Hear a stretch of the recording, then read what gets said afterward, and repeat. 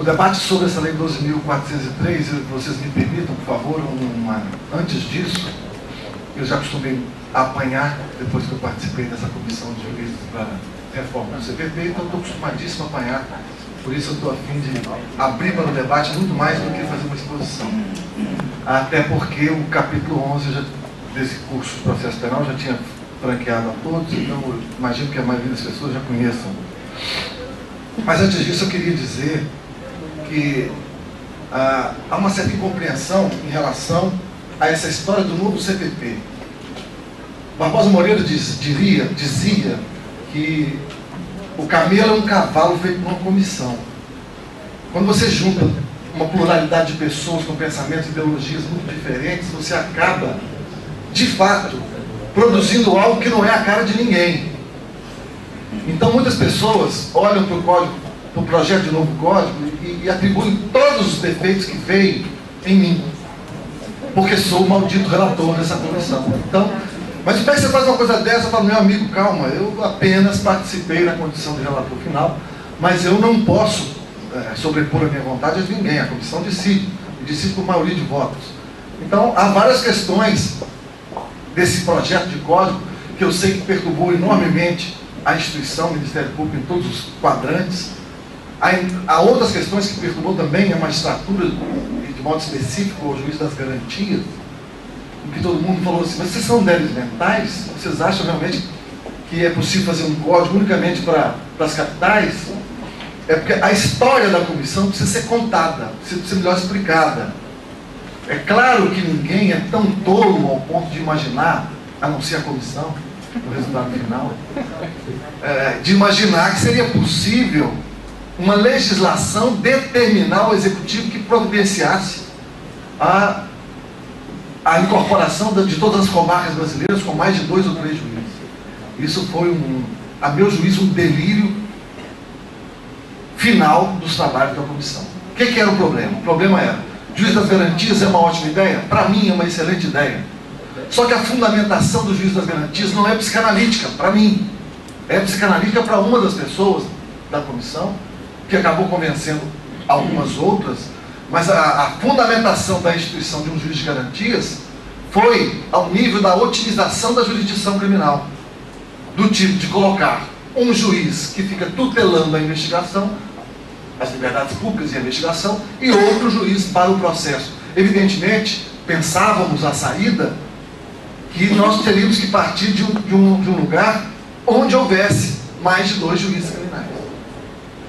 Comarcas onde houvesse um único juiz criminal, não se aplicaria a exigência de juiz de garantias.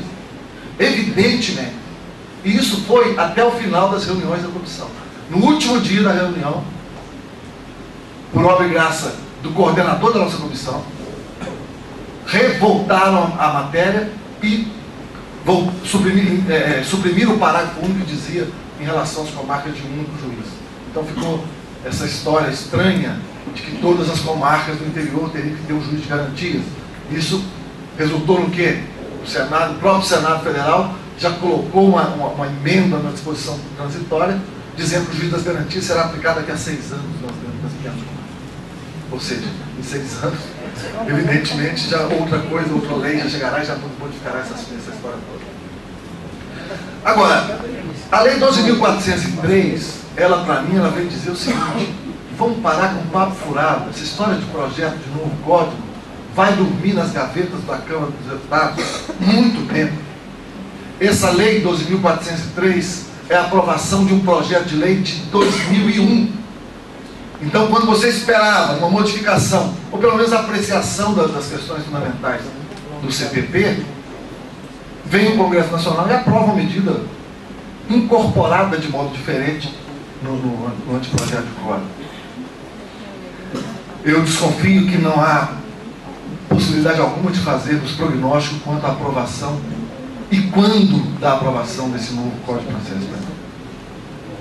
A celeridade e os rumos do conteúdo desse projeto talvez ficasse em boas mãos se fosse escolhido como relator o Tiririca, quem sabe, né? Porque pior que está não fica.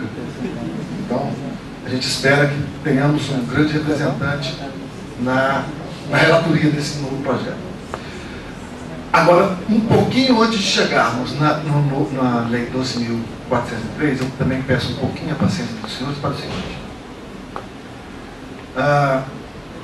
Eu ando fazendo uma cruzada Brasil afora, e às vezes não é bem entendido isso.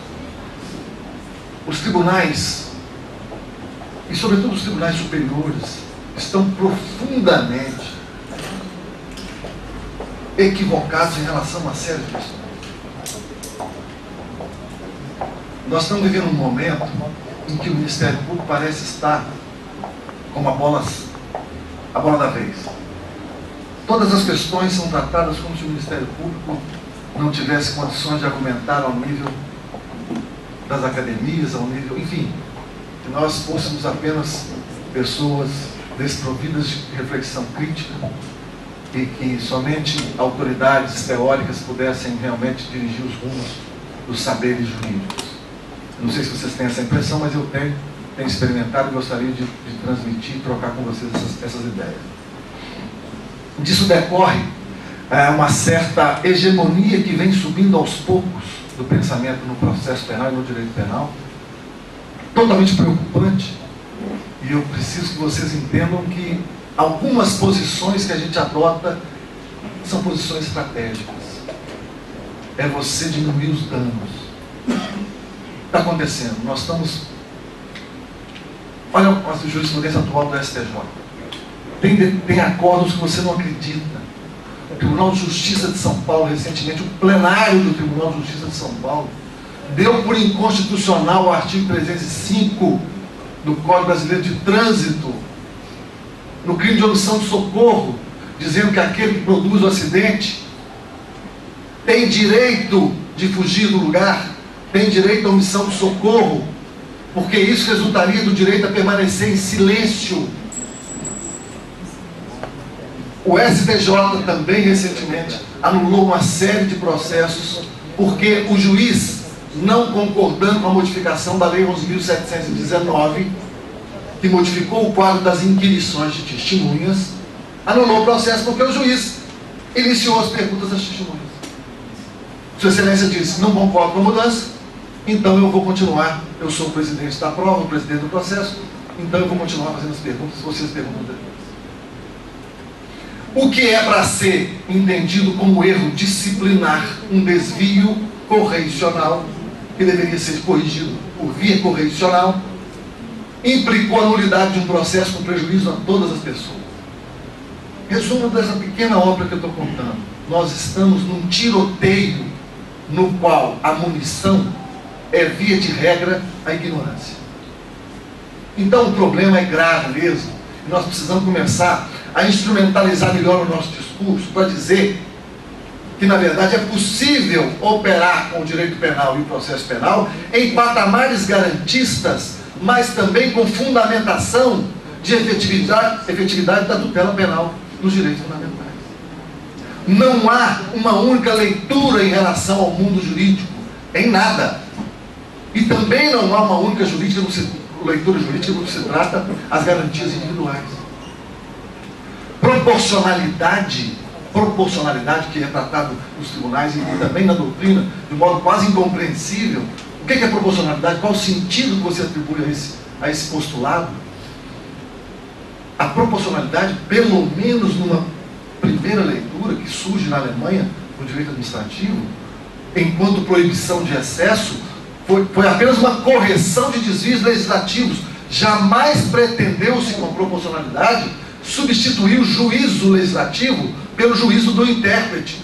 Então é preciso que a gente saiba que garantias individuais devem conviver também com a efetividade do processo, com a necessidade de proteger direitos fundamentais pela via do direito penal. Nós temos Constituição que impede qualquer tentativa de abolicionismo irrefletido e acrítico.